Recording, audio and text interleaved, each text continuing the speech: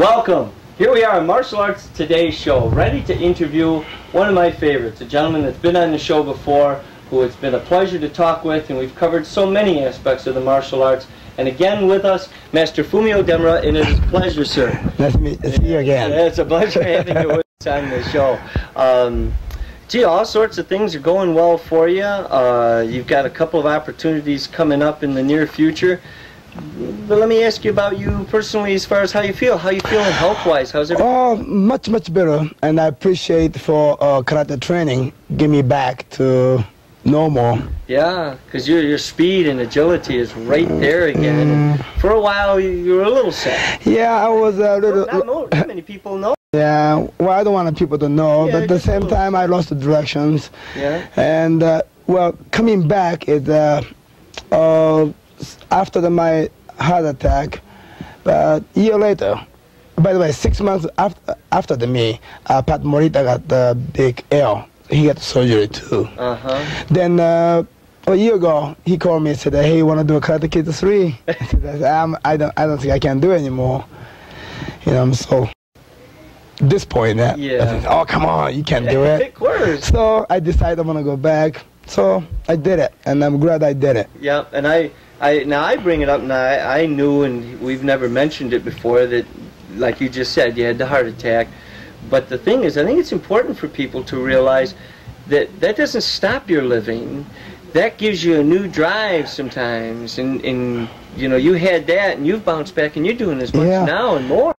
I think I take a more positive way, and I'm glad it happened now than another 10 years later. Yes. So now I watch myself more, how you eat, how you work, how you pressure. Yeah, karate, yeah, and pressure especially. Yeah. Karate has played a real positive role, though. I think so. Yeah. It's good for me in my life. That's great. Yeah, it shows. It's just a pleasure. You show such positive ki wherever you go. Yeah. You got anything new coming up? Books, tapes? Well, I have a few new subjects going on. And first of all, from Rainbow Publication, which is a black belt video company, making the new my weapons tape, which is the Nunchaku. Oh. That was the first one we start. Yeah. And that should be come up any minute now. Yeah.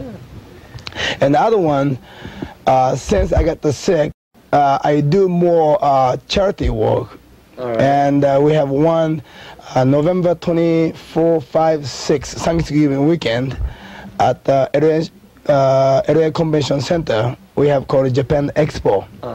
It's we're expecting about 100,000 people, and I'm donate my time to some charity for a karate tournament. All right. So that's my big things I'm doing now. All right. Matter of fact, you've done a couple already. Yes, but this is the only one-time deal. All right. And we have autograph sections, and the Chuck Norris and Pat Moritas and a lot of martial art people we invite to for autograph. All right. Now, where is this going to be?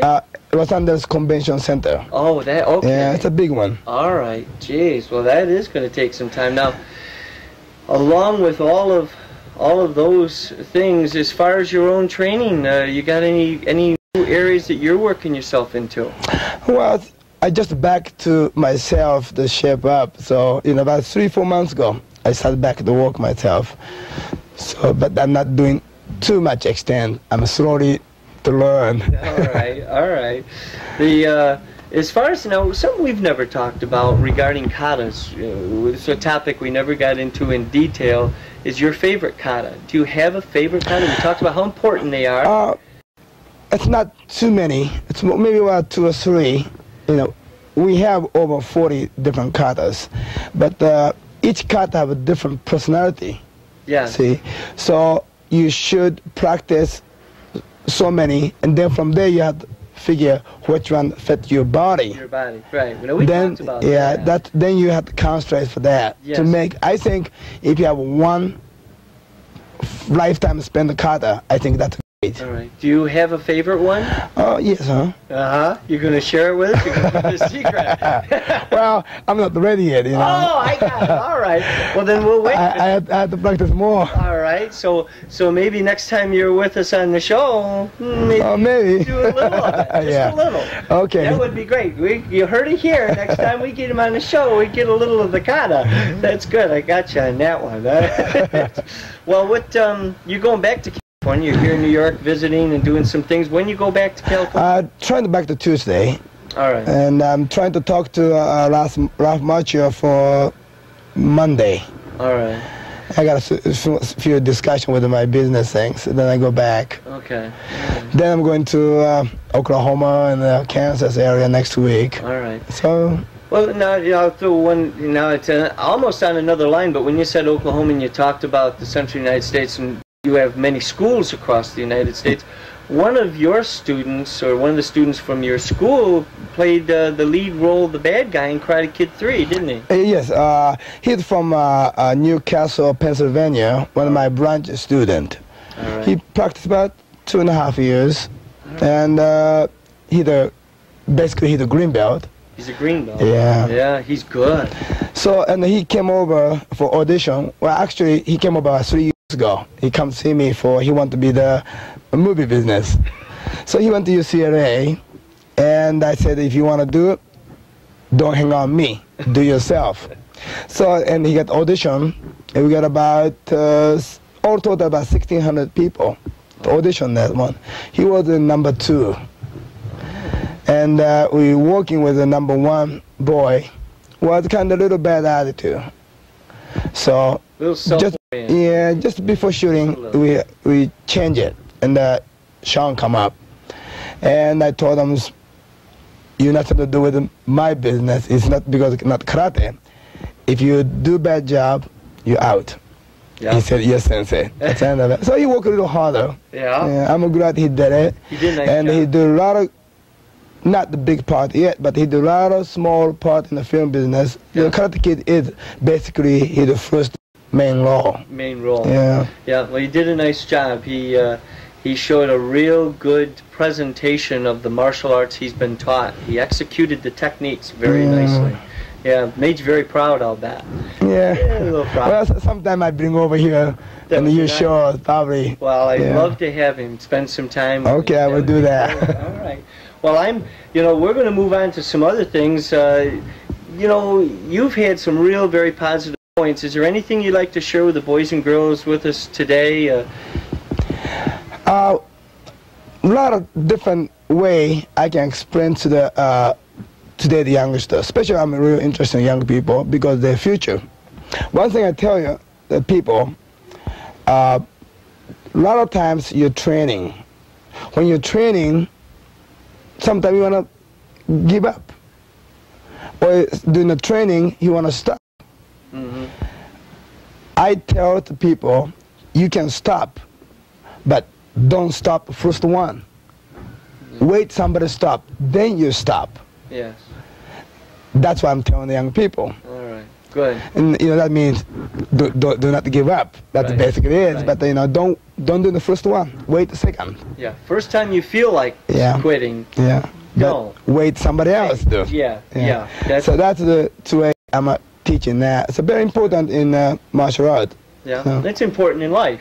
That's right. You can't. If you give up, that's it. That's right. And the martial arts is what you will use in your everyday life. Yeah. Just like I did a lot of stunt work in the movie, and everything I do is almost I never done.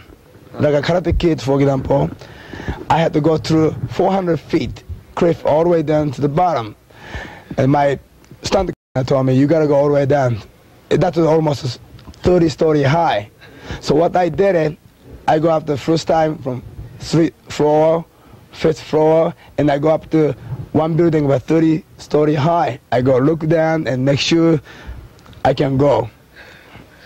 Yeah, but then you do it. Then I did it. So, I mean, that's not hard to do it if you have a mentally stronger. Yeah. But if you don't, you can't make it. So, I learned from karate training, if I can do karate training, I can do anything. Beautiful. You have to be able to do that. That's right. So that's my way to learn karate. All right. And I like people to remember, if you can do karate, you can do anything. That's right. That's beautiful. Well, I thank you. It's always a pleasure having you spend some time with us here on Martial Arts Today show and share some time with our audience. Thank you very much. It was great. All right, again, a real pleasure having Master Fumio Demura, known for many, many books, videotapes, all sorts of aspects of the martial arts, being with us here again on the Martial Arts Today show. We're going to take a short break, and then we're going to be back with more on the Martial Arts Today show. The Martial Arts Today show aired on NBC for 12 years, reaching over 3 million homes in the United States and Canada. Its host, Grandmaster Clifford C. Crandall Jr., traveled to 22 countries covering diverse martial arts styles and events. Grandmaster Crandall is the founder of the American Martial Arts Institute and American Eagle Style. He has made numerous contributions to the field of martial arts, producing instructional videos, books, including the American Eagle Style textbook and the American Eagle Style Self-Defense DVD.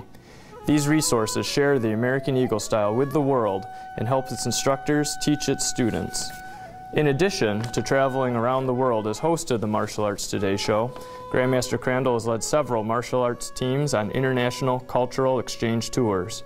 In 1994, he coached and led the first American martial arts team to perform by government invitation for the People's Republic of China.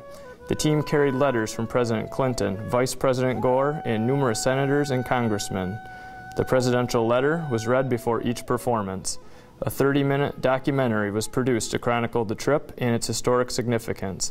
He led similar trips to Russia, Japan, Australia, Italy, and the Caribbean. Grandmaster Crandall has appeared in many martial arts magazines promoting safety and awareness for people of all ages and abilities. He has promoted child safety internationally, is the Central New York spokesperson for McDonald's Corporation, and set a Guinness Book World Record for breaking boards while skydiving as a publicity effort for the need for child safety education. Grandmaster Crandall is also the headmaster of Takenouchi Hanganru Matsuno Crandall, a 300-year-old Iaido style. Grandmaster Crandall's certified position and title were bestowed to him by his late instructor, Headmaster Tsuneyoshi Matsuno, during a traditional ceremony in Japan in June of 2002. Grandmaster Crandall has documented these styles in both textbook and DVD format. Prior to becoming a full-time professional martial artist, Grandmaster Crandall was a superintendent of schools, a high school principal, an elementary school principal, and a classroom teacher in the state of New York. To learn more about Grandmaster Crandall and the American Martial Arts Institute, visit www.amai-eaglestyle.com.